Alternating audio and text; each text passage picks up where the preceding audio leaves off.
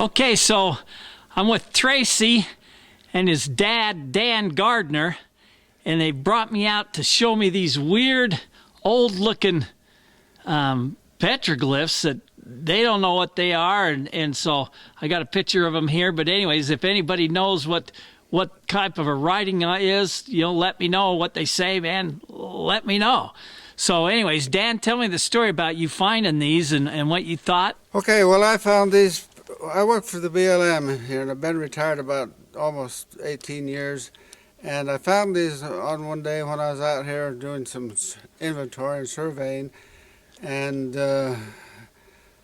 they caught my interest, that strange writing, but I never really thought very much of it at the time because, I don't know, just didn't think about it, I guess. But since then I've thought about it, and it's become quite interesting to me, and who wrote it, what it says, and how long ago. It's there are all along here, this reef that we're on, there's Indian writings. Some of them were recent, some of them were probably Fremont, and but the evidence that there are Indians in here at some time, whether they passed through here or what, I don't know, but it's quite interesting, and it's kind of a puzzle to me over the years, and hope we can get it found out who wrote that up there. What it says and how old it is. So this is right next to the kind of the Green River. So I wonder if this is a kind of a trailway or an ancient route through this area. Have you noticed? Is there a kind of a crossing that'd be a natural crossing to the river or to the? If you go a little further down south on some of these peaks out here, there's pointer rocks that actually point you towards this creek. This isn't a dry creek bottom. There's water in it, and it goes from here all the way to the top of the Book Cliffs. From here it goes to Willow Creek and then Hill Creek, and then from Hill Creek you can pop over the ridge there and go down Chandler Creek. And down in Chandler Creek there's evidence that the Spaniards were there, and not just once or twice. There was a semi-permanent establishment there. What for? Maybe to watch over the Spaniards that were crossing the river, maybe to watch over them as they were coming out of the river, maybe putting in. I know there's stories about them building boats or rafts and sailing down the Green River and jumping out somewhere down south and then going to, I think, south to St. George or Moab, and then going to Santa Fe. But yeah, there's a trail along here that the Indians used. There's one that I think pilgrims probably used, maybe.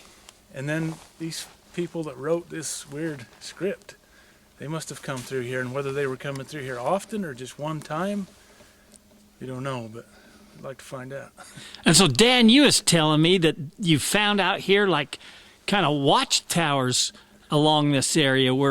Tell me about that. Up along Hill Creek, I found at least 3 up on points, higher points up off the creek bottom, remnants of towers where I was told from archaeologists and so forth that the Indians built those as signal towers, and where they could watch the trails, and if enemies coming, they had a pile of brush and stuff they'd light for a signal fire to let.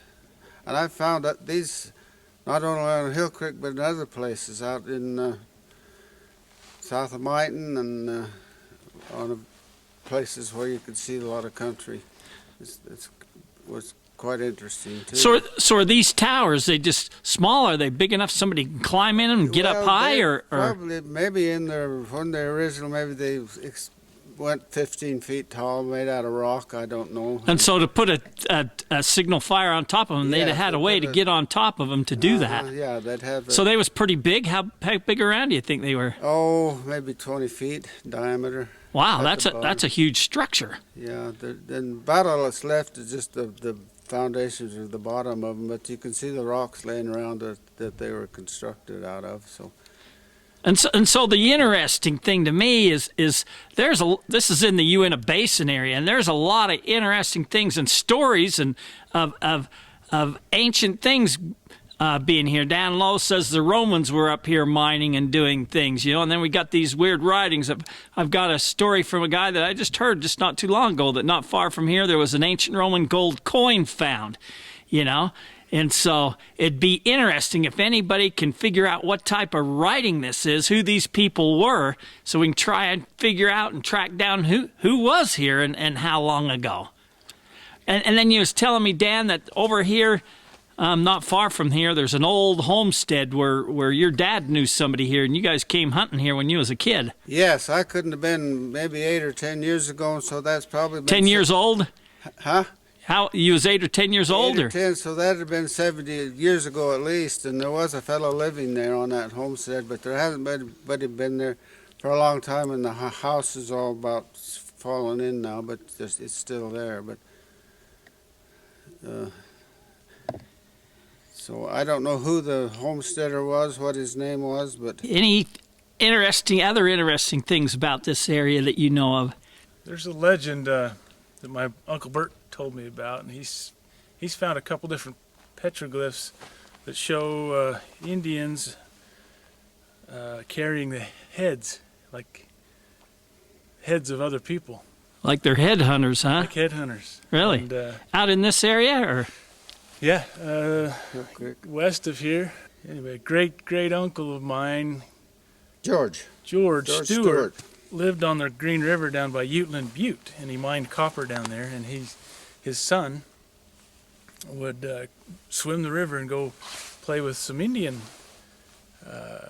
family that lived there. And that family told him about at night they would close up their teepee and be quiet, because at a certain time of the year, the headhunters would come up from the south and would come up, and if they heard you in the teepee, they would cut the teepee open and take your head. Huh. And then head back south. Once they've gathered enough heads, they would head back south. So there's a petroglyph that sort of depicted that, and then there's this Indian story that they did that too. So who are these headhunters from the south? Did they say they was other Indians, or the other Indians. cultures, or other Indians, they said. Huh. Maybe the Apaches, I don't know. Okay, so we're contemplating why there was a route down this Willow Creek to Hill Creek over to the Green River. Why not just go down the Green River? Well, that country is just wild and crazy. It's just full of cliffs and steep embankments. You couldn't travel along the river that way. You might as well get a boat and throw it in, which maybe they did. But going down Willow Creek and Hill Creek's a nice flat, level, straight, almost a straight shot down to the Book Cliffs, and there was water along the route to drink. So I think it was a good route, ancient route for them to come up through here on their travels to and from Uinta Basin for whatever they were doing up here.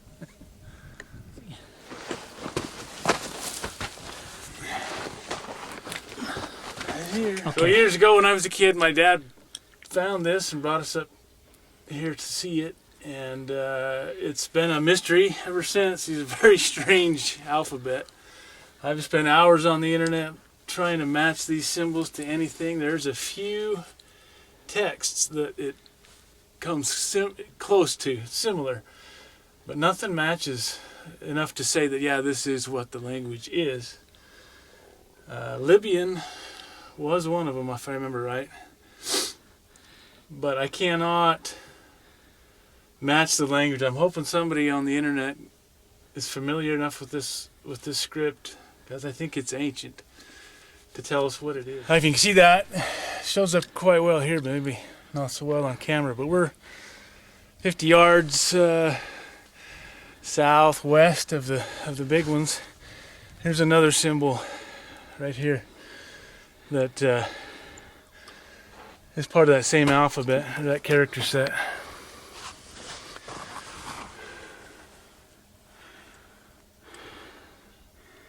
Yeah, it is the same kind of writing.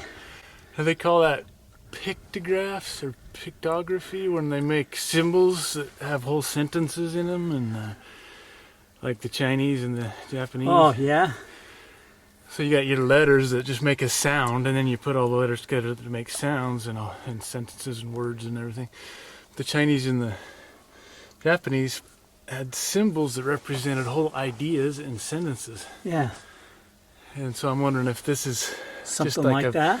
like a sound, or if it's a whole idea or sentence. Interesting. I'm betting it's a whole sentence or idea, because Because you don't just carve an H or one symbol of your alphabet out in the middle of nowhere. And Yeah, doesn't mean much to do that. that's So- true. So this thing with this H with a bar over it must mean something. Again, we're hoping to find somebody who can figure these out. All right, a little further down the creek, we have some more petroglyphs. This one you can see, it looks almost Fremont. It looks old. It's different. I don't know what this is, but this is the little Fremont characters that have the little antennas that we don't quite understand yet. And we got this. This it's a little bit more modern, huh?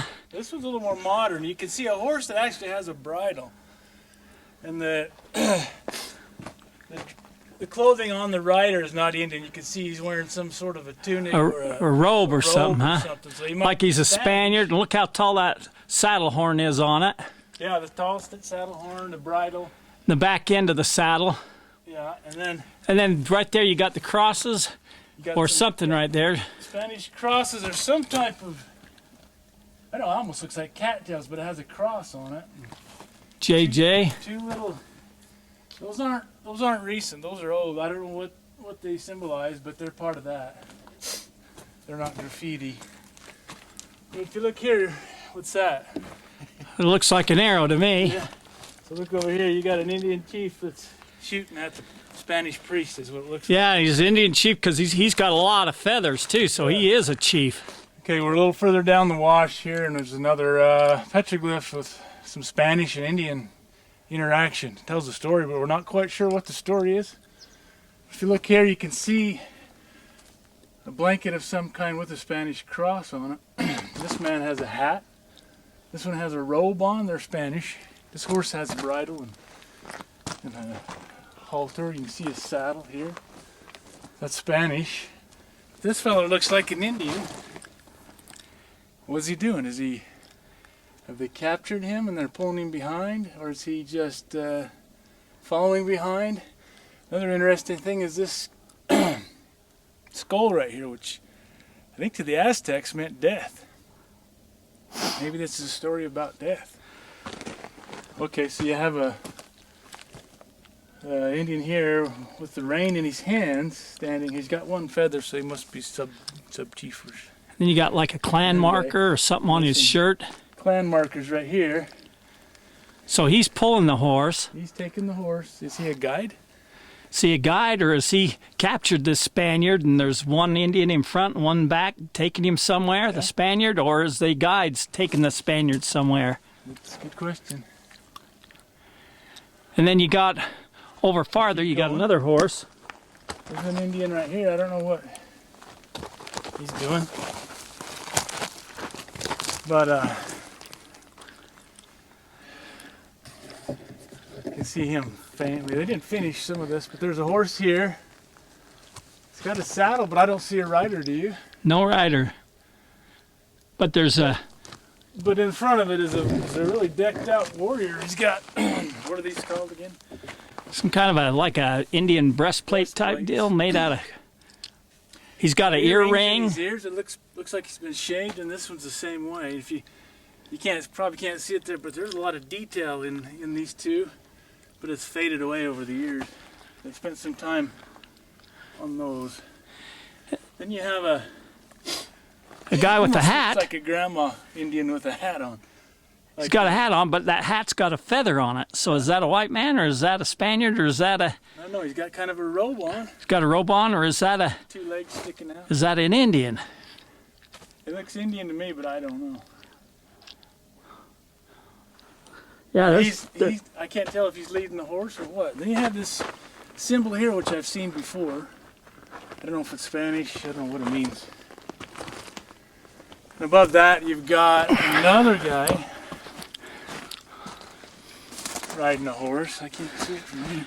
Somebody's carved a name and a date in there. Yeah. Idiots.